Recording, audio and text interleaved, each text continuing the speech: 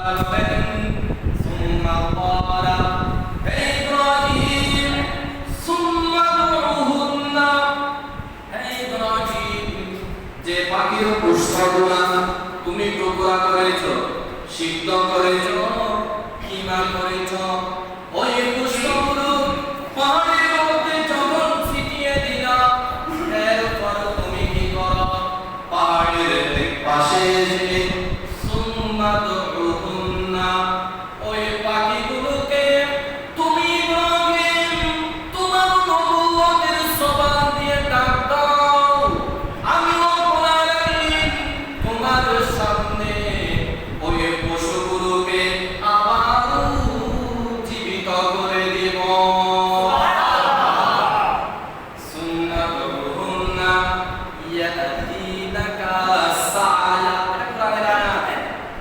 কোরআনুল কারীমের সূরাতুল বাকারা 260 নম্বর আয়াত আমার আল্লাহ বলেন হে ইব্রাহিম পুষ্পগুলো তুমি ছিটিয়ে দাও এরপর তোমার নবুয়তের জবান দিয়ে ওই পাখিগুলোকে আবার ডাক দাও দেখবে আমি আল্লাহ ওই পাখিগুলোকে আবার জীবিত করে দেব ওই পাখিগুলো পুরাতন পা দিয়ে হেঁটে আপনি ইব্রাহিম আলাইহিস সালামের সামনে ওই পাখিগুলো আবার জীবিত হয়ে যাবে আচ্ছা আপনারা বলুন মরাকে জীবিত করতে আমার আল্লাহ পারে কিনা আমরা মারা যাব কিনা সবাই বলুন আমরা মারা যাব কিনা আবার আমাদেরকে জীবিত করা হবে কিনা অবশ্যই হবে মানুষ মারা যাবে কিছুক্ষণ সময়ের জন্য আল্লাহর বান্দারা যতক্ষণ নিঃশ্বাস বন্ধ হওয়ার পর কবরে দাফন করা পর্যন্ত সময় মারা যায় ওই সময়ে কোনো সালাম নাই কালাম নাই দুনিয়াবি কোনো কাজ করতে পারে না ইমানদার যখন ইন্তিকাল করে ইমানদারকে যখন কবরের মধ্যে দাফন করা হয় দাফন করার কিছুক্ষণ পর আমার আল্লাহ তার রূহকে আবারও তার শরীরের মধ্যে প্রবেশ করিয়ে দিবে ওই সময় আল্লাহর বান্দা তার কবরের পাশে কে আসলো কে গেল না না না হাদিসে পাকের মধ্যে আমার নবী বলেন ওই ইমানদারের কবরের উপরে যদি কোনো একটা পাখি উড়ে যায় পাখিটা পুল্লিঙ্গ না স্ত্রীলিঙ্গ আল্লাহর বান্দা কবর থেকে সেটা পর্যন্ত জানার ক্ষমতা আমার আল্লাহ ওই ইমানদারদেরকে নসিব করে দেয় তাহলে কবরের মধ্যে আবার জীবিত হবে কিনা এটা হলো আলমে দুনিয়া ওটা হলো আলমে বারজাখ আর আগাহের জায়গা বারজাখ মানে আরামগাহ আরামগাহ মানে যেখানে মানুষ আরামে থাকে কিসে থাকে একজন মানুষ মারা গেলে আরাম কোনটা ভালো কোনটা মজা কোনটা কষ্ট কোনটা অনুভব করতে পারবে পারবে না তো মরা মানুষ পারে না কিন্তু যাদের সিনার মধ্যে ঈমানের মতো দৌলত থাকে যারা ইমানদার ইন্তিকালের পরে তাদেরকে আলামে বারজাখের মধ্যে দেওয়া হয় আর বারজাখ শব্দের অর্থ হলো আরামগাহ সুন্নি মুসলমান কবরে যাওয়ার সাথে সাথে এটা কবর থাকবে না ওই কবরকে আল্লাহ জান্নাতের বাগান বানিয়ে দেবে সুবহানাল্লাহ সেই কারণে বলা হয় আরামগাহ স্বয়ং কক্ষ আরামের জায়গা কবরকে আরামগাহ বলা হয় এখন আপনারা বলুন আপনি যদি ভালো কাজ করলে না শান্তিতে থাকবেন নামাজ পড়লে শান্তিতে থাকবেন মা বাবার খেদমত করলে শান্তিতে থাকবেন মানুষের হক আল্লাহর হক রাসূলের হক যদি আপনি যথাযথ আদায় করেছেন তারপর আপনার কবর আপনার জন্য আরামগাহ না হলে তো জাহান্নামের গর্ত হবে ঠিক কি না আমার কথা কিন্তু সেই দিকে নয় কথা হলো ইব্রাহিম আলাইহিস সালাম আল্লাহর সামনে এসে প্রশ্ন করলেন আল্লাহ মরাকে জীবিত কিভাবে করেন একটু দেখাই দেন আমার আল্লাহ দেখাই দিলেন কিনা দলিল কি কোরআনুল কারীমের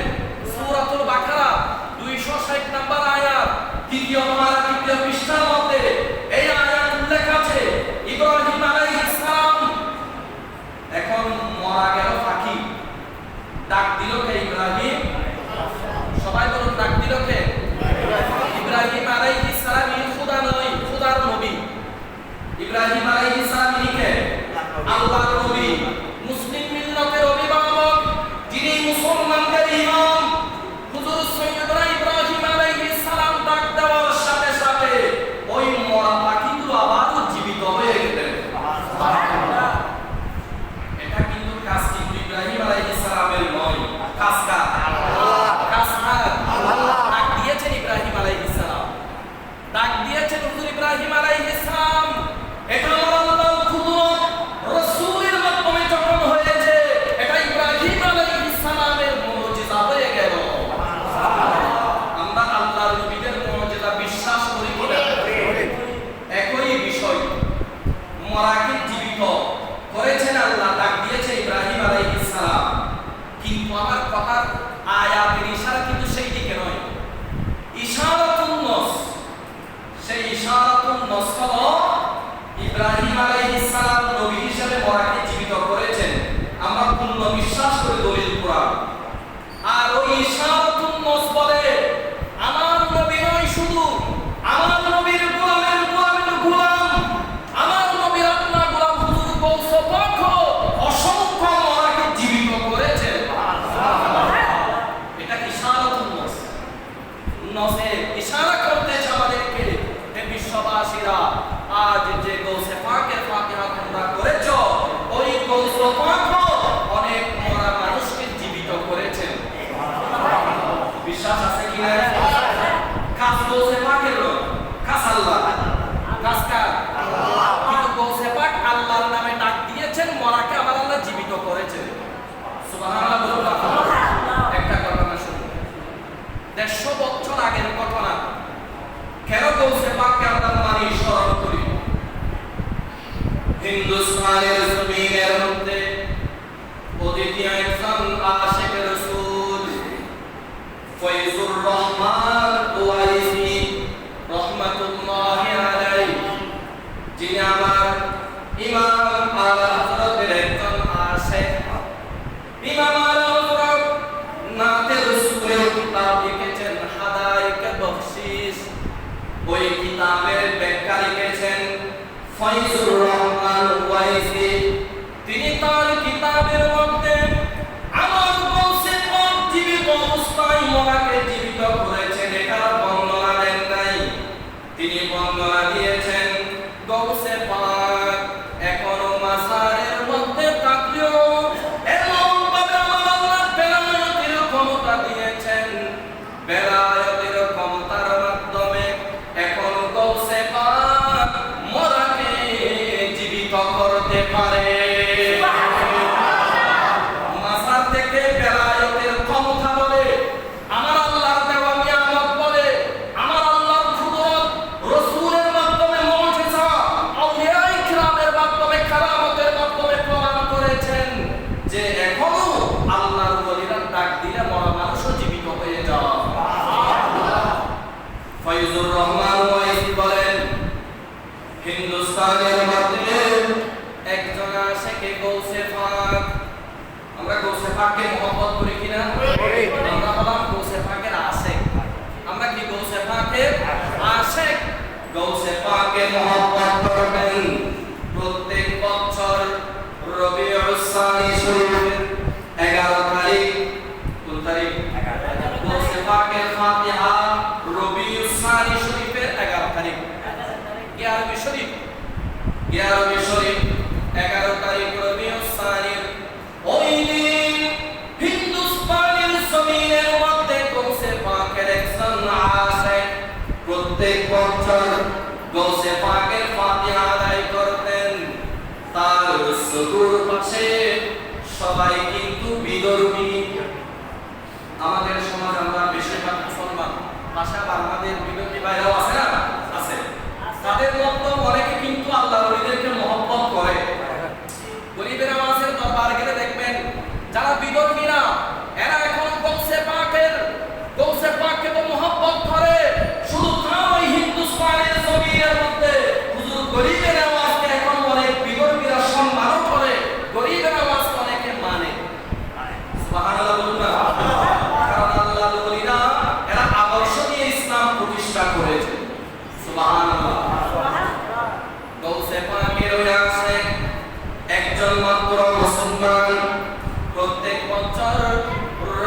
ইসমাইল শরীফের 11 তারিখ গৌসে পাকের ফাতিহা করতেন। তার উপরে এক পাশে একজন বিধর্মীর বিবি, যিনি মুসলমান ছিলেন না, তিনি প্রত্যেক বছর 11 তারিখ আসলে ওই গৌসে পাকের আশিকের ঘরের দিকে দেখতেন। তিনি কি করে? সিন্নি ভাগায়, গৌসে পাককে স্মরণ করে, খতমে গৌসে আদায় করে। ওই বিধর্মী মহিলা একদিন, 2 দিন, 3 দিন, 3 বছর, 4 বছর দেখার পর তার অন্তরের মধ্যে একটু গৌসে পাকের মহব্বত সৃষ্টি হলো। সুবহানাল্লাহ। তিনি দেখতে পেলেন ওই গৌসে পাকের মুরিদ 11 তারিখ যখন আসলো, গৌসে পাকের ফাতিহা শরীফ যখন করতে লাগলেন, ওই সময় ওই বিধর্মী মহিলা তার ঘর থেকে দেখতে পাচ্ছেন তার ওই গৌসে পাকের আশিকের ঘরের মধ্যে আসমান থেকে যেন একটা নূরের তাজাল্লি আমার গৌসে পাকের মুরিদের ঘরের মধ্যে এসে পড়ে, তার গোটা ঘরকে আলোকিত করেছে। ওই বিধর্মীর মহিলা ঘর থেকে দেখে আছে কি ব্যাপার? ঘরে তো কোনো আলো নাই, লাইট নাই, রাত গভীর হলো। এই গভীর রাতে এই আল্লাহর বান্দার ঘরের মধ্যে এইভাবে আসমান থেকে আলো আসার কারণ কি? তিনি মনে মনে চিন্তা করলেন। ফজর যখন হলো, সকাল যখন হলো, ওই বিধর্মী মহিলা, পাশের মানুষ তো, আমরা আমাদের বিধর্মী যারা আছে এদের সাথে কথা বলি না, অনেক সময় কথা বলতে হয়, সেলুনের মধ্যে যেতে হয়, এদের সাথে মুআমেলা করাটা জায়েজ। মুআমেলা দৈনিক কাজে, যেমন আপনার চুল কাটতে হবে, একজন বিধর্মী চুল কাটলে তো আপনি আপনার আর ক্ষতি নাই, এটা ইসলামে জায়েজ করেছেন। তদুরূপভাবে তার পাশের একজন মানুষ বিধর্মী হতে পারে, তার সাথে একটা সম্পর্ক ছিল। ওই মহিলা শুনেন, হে ভাই আমাকে বলুন গতকালকে তোমার বাড়ি কি হয়েছে? আমি দেখতে পেলাম আকাশ থেকে একটা নূরের তাজাল্লি তোমার ঘরের মধ্যে এসে পড়েছে, এটার কারণ কি? গৌসে পাকের মুরিদ বললেন, গুণ শুনেন, আমি আমার গৌসে পাকের ফাতিহা শরীফ আদায় করেছি, আর যে স্থানের মধ্যে গৌসে পাকের ফাতিহা শরীফ আদায় হয়, ওই স্থানের মধ্যে আমার গৌসে পাক হাজির হয়ে থাকে। আমার ঘরের মধ্যে গতকাল গৌসে পাকের ফাতিহা হয়েছে, আর সেই সুবাদে আমার গৌসে পাক আমার ঘরের মধ্যে তশরিফ এনেছেন, আর গৌসে পাকের বেলায়েতের আলোতে আমার গোটা ঘরকে আমার আল্লাহ আলোকিত করে দিয়েছেন। সুবহানাল্লাহ। এখন তিনি মনে মনে চিন্তা করলেন, হায় আল্লাহ, এত আশিক যে এইভাবে একটা নিয়ামতই আপনার বান্দা পেয়েছে, আল্লাহ যদি আমাকেও যদি এই নিয়ামত দান করতো, একটু মনের মধ্যে মহব্বত আসতো। কিন্তু এমন সময় ওই গৌসে পাকের আশিক যিনি, আবার কিন্তু গৌসে পাককে মহব্বত করে না, এমন মানুষ আছে কি না? জুড়ে বলুন, আছে কি না? গৌসে পাককে যেমন মহব্বত করে, আবার মহব্বত করে না এমন মানুষও আছে। ইসলামের মধ্যে একজন গৌসে পাককে মহব্বত করে না এমন একজন মানুষ ওই বিধর্মীর বিবিকে খুব মহব্বত করত। খেয়াল করুন, গৌসে পাককে মহব্বত করে না, কিন্তু বিধর্মীর বিবিকে মহব্বত করে ভালোবাসে। নাউজুবিল্লাহ বলবেন না? তার কাছে গৌসে পাক বড় নিয়ামত নয়, ওই বিধর্মীর বিবি তার জন্য বড় নিয়ামত। আপনারা বলুন, সেই কি ইমানদার হতে পারে? না। ওই গৌসে পাকের দুশমন ওই বিধর্মীর বিবিকে বেশি ভালোবাসে। এখন ঠিক অনেকদিন অপেক্ষা করেছেন কিভাবে ওই বিধর্মীর বিবির সাথে খারাপ কাজে লিপ্ত হওয়া যায়। নাউজুবিল্লাহ জুড়ে বলুন না। সে অনেকদিন চেষ্টা করে অপেক্ষায় ছিলেন। হঠাৎ করে তিনি একদিন দেখতে পেলেন ওই বিধর্মীর বিবি তার স্বামীকে নিয়ে কোনো একটা মরুভূমি জায়গার মধ্যে সফরে যাওয়ার জন্য রওনা হয়েছে। ওই বিধর্মী আপন বিবিকে নিয়ে স্বামী সহ স্বামী স্ত্রী একসাথে সফরে যাওয়ার জন্য রওনা হলেন। এইদিকে গৌসে পাকের দুশমন তিনি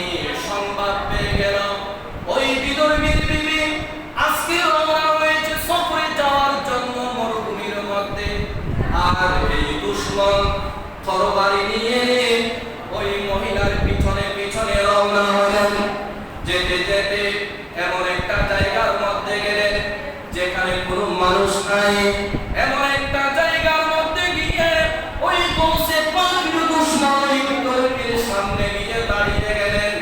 হে মহিলা, তুমি আর সামনে যাবে না, তুমি আমার সাথে আছো, আমার ঘোড়ার মধ্যে বসো। ওই সময় তার স্বামী যখন প্রতিবাদ করল, ওই গোসে পাকের দুশমন তার তরবারি দিয়ে ওই মহিলার স্বামীকে হত্যা করলেন। এখন মহিলা তার স্বামীকে যখন হত্যা করেছে, এই দৃশ্য দেখে তিনি ভয়ে একদম নরম হয়ে গেল। ওই গোসে পাকের দুশমনের পিছনে উঠে বসলেন। এখন ওই মহিলাকে নিয়ে যেতে যেতে উড়ুর জঙ্গলের মধ্যে যাবে। পথের মধ্যে এমন সময় ওই বিদুর্বীর বিবির অন্তরের মধ্যে গোসে পাকের কথা স্মরণ হয়েছে। সুবহানাল্লাহ বলে বলুন না। কতটুক যাওয়ার পর ওই মহিলা বারবার পিছনের দিকে দেখে, একবার সামনে দেখে, একবার পিছনে দেখে, কিন্তু মনে মনে নিয়ত করেছেন আল্লাহ ওই মুসলমান ভাইয়ের ফাতিহায় ইয়াস্তাহুম গোসে পাকের ফাতিহা তিনি যেটা করেছেন তার গোসে পাক তার ঘরের মধ্যে দোষী ফেলেছে। আল্লাহ, আমি আজকে নিয়ত করতেছি এই মুসিবত থেকে যদি আমাকে রক্ষা করেন, আমিও রবিউস সানি শরীফের প্রত্যেক বছর 11 তারিখ গোসে পাকের ফাতিহা আমিও আদায় করব। বিদর্মী এখনই মানানে নাই। আমার আল্লাহ গোসে পাকে এমন বেলায়েতের ক্ষমতা দিয়েছেন, গোসে পাক আব্দুল কাদের জিলানী এমন বেলায়েতের মালিক। ওই সময় হিন্দুস্তানের মধ্যে যিনি কুতুবের দায়িত্ব পালন করতেন তার নাম হলো ফাগল উল মুহাম্মদ। কুতুবের নাম। ওই আল্লাহর বান্দা যিনি বেলায়েতের দায়িত্ব নিয়ে ওই সমাজের মধ্যে বন্টন করতেন, ওই বান্দাকে নিয়ে আমার গোসে পাক রওনা হয়ে গেলেন মরুভূমির উদ্দেশ্যে। যেতে যেতে কতটুক যাওয়ার পর ওই মহিলা এবং গোসে পাকের দুশমনের সামনে গিয়ে আমার গোসে পাক উপস্থিত হয়ে গেলেন। আপনারা বলুন, গোসে পাক এখন সহযোগিতা করতে পারে কিনা? যদি ডাক দেওয়ার মতো গোসে পাককে ডাক দিতে জানেন, যে কোন মুসিবত হোক না কেন, ইয়া গৌসুল আযম আল্লাহ করে ডাকতেন, আমার গোসে পাক এখন সহযোগিতা করবে। বিশ্বাস আছে না? আছে। বিশ্বাস আছে কি নাই? আছে। এটা নিজস্ব ক্ষমতা নয়, আল্লাহ দিয়েছে। ক্ষমতা কার? ক্ষমতা আল্লাহ। এখন গোসে পাক ওই গোসে পাকের দুশমনের সামনে গিয়ে দাঁড়ালো। এখন কিন্তু এর মাঝখানে ওই মহিলা বারবার পিছনে তাকাচ্ছেন। ওই আল্লাহর বান্দা গোসে পাকের দুশমন জিজ্ঞেস করতেছে, তুমি বারবার পিছনে তাকাচ্ছ কেন? তুমি পিছনে কি দেখো? তিনি বললেন, আমি পিছনে এমনি দেখছি না, আমি এমন একজন আল্লাহর ওলিকে স্মরণ করতেছি যিনি এখনো বাগদাদ শহরের মধ্যে থাকলেও হিন্দুস্তানের জমিনের মধ্যে এসে আমাকে রক্ষা করতে পারে এমন ক্ষমতা আল্লাহ তাকে দান করেছে। যার নাম হলো আব্দুল কাদের জিলানী রাহমাতুল্লাহি আলাইহি। আমি তাকে দেখতেছি, আমি তার ফাতিহার নিয়ত করেছি, আমি বারবার দেখতেছি উনি এসে আমাকে সহযোগিতা করে কিনা সেটা দেখার জন্য আমি বারবার দেখতেছি। ঠিক ওই কিছুক্ষণ পর গোসে পাক সামনে এসে উপস্থিত হয়ে ওই গোসে পাকের দুশমনের কাছে প্রশ্ন করলেন, আপনি এই মহিলাকে নিয়ে দুবাই যাচ্ছেন? তিনি বললেন, আপনাকে কেন বলবো? বলে না, একবার দুইবার তিনবার বললেন ওই মহিলাকে আমাদের সাথে নিয়ে যাও, আমরা ওই মহিলাকে তার নিরাপদ স্থানের মধ্যে পাঠিয়ে দিই। ওই দুশমন তার খেয়াল খারাপ, তার খেয়াল খারাপ হয়ে গেল। ওই আল্লাহর বান্দা ওই ফাগল উল মুহাম্মদ যার কথা বললাম, ওই সময় কিন্তু গোসে পাকের তার চেহারার মধ্যে একটা চাদর দিয়ে তিনি ডেকে রেখেছেন। এখন ফাগল উল মুহাম্মদকে কিন্তু ওই মহিলা চিনতে পারলেন, কারণ তার দেশের মধ্যে একজন পাগল রাস্তাঘাটে ঘুরে, তার তিনি ঘোরাফেরা করে। অনেক সময় সেই ধরনের অনেক পাগল কিন্তু পাগল হতে পারে, কিন্তু আমার আল্লাহকে রাজি করার কারণে তার মকাম কিন্তু অনেক উপরে আছে না এরকম। সেখানে রাস্তাঘাটে কোনো পাগল দেখলে কষ্ট দিবেন না, কারণ অনেকে অনেক রকমের সুরত নিয়ে তারা ঘোরাফেরা করে, সে কারণে সাবধান হবেন। ওই ব্যক্তি বললেন তুমি যদি না দাও তাহলে আমি এখানে তোমাকে হত্যা করব। ওই পাগল গুল মুহাম্মদ তার তরবারি নিয়ে ওই কৌসে পাকের দুশমনের মাথাকে শরীর থেকে আলাদা করে ফেললেন। সুবহানাল্লাহ। এখন ওই মহিলার কাছে জিজ্ঞেস করলেন আপনি এখানে কেন আসলেন? তিনি বললেন আমি আসলাম সফরে, সাথে আমার স্বামী ছিল। তো তোমার স্বামী কই? আমার স্বামীকে এই পাষাণ্ড এই হত্যাকারী আমার স্বামীকে হত্যা করেছে। তো তোমার স্বামীর লাশ কোথায়?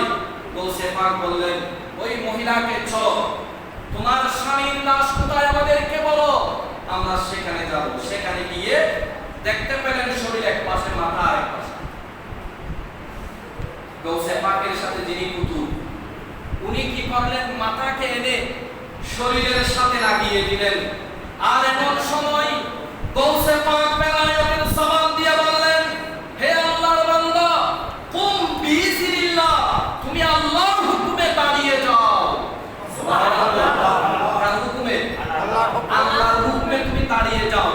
আমার গৌসে পাকে কথা বলা মাত্র আমার আল্লাহ ওই মরা মানুষকে জীবিত করে দিয়ে গৌসে পাকের সামনে হাজির করে দিলেন। তাহলে গৌসে পাক মরাকে জীবিত করতে পারে কিনা? এটা আমাদের বিশ্বাস, ইয়াকিন। তবে আমরা বলি এটা গৌসে পাকের নিজস্ব ক্ষমতা নয়, নয়, এটা আমার আল্লাহ দিয়েছেন ক্ষমতা। আল্লাহ ডাক দিয়েছেন গৌসে পাক, মরাটা কি জীবিত করেছেন আল্লাহ, ডাক দিয়েছেন ইব্রাহিম আলাইহিস সালাম, দলিল কোরআন। আর গৌসে পাক ডাক দিয়েছেন আল্লাহর নাম নিয়ে। আর আমার আল্লাহ বলেন আমার বান্দাদের মধ্যে এমন কতগুলা বান্দা যারা ফরজের পাশাপাশি নফল ইবাদত করতে করতে এমন পর্যায়ে আসে আমি আল্লাহ তাদেরকে ভালোবাসি। তারা যেটা বলে সাধারণ মুখ দিয়ে বলে না, এটা হাদিস শরীফ, হাদিসে কুদসি, বুখারী, মুসলিম, যে কোনো কিতাবে পাবেন। আমার আল্লাহ বলেন তাদের মুখ থাকে, এটা আমি আল্লাহর কুদরতি জবান হয়ে যাবে। তো গৌসে পাক ডাক দিয়েছেন এটা বেলায়েতের জবান, কিন্তু মূলত এটা আমার আল্লাহর কুদরত।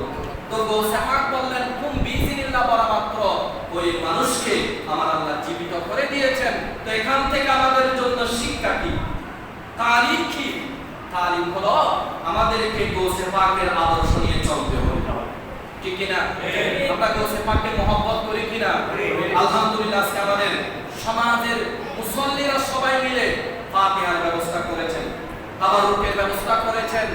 জোহরের নামাজের পর আপনারা ঘর থেকে বিভিন্ন পাত্র পাঠাবেন, বাপিরের পেয়ারায় কিছু দিলে এখান থেকে ইনশাআল্লাহ তাবারুক দিয়ে ঘরের মধ্যে, কারণ এখানে খাবার দিলে তো মসজিদ নষ্ট হয়ে যাবে, অনেক কষ্ট হবে। কয়টার সময়? 3টার সময় ইনশাআল্লাহ আপনাদের ঘর থেকে আপনাদের বাচ্চাদেরকে পাঠাবেন।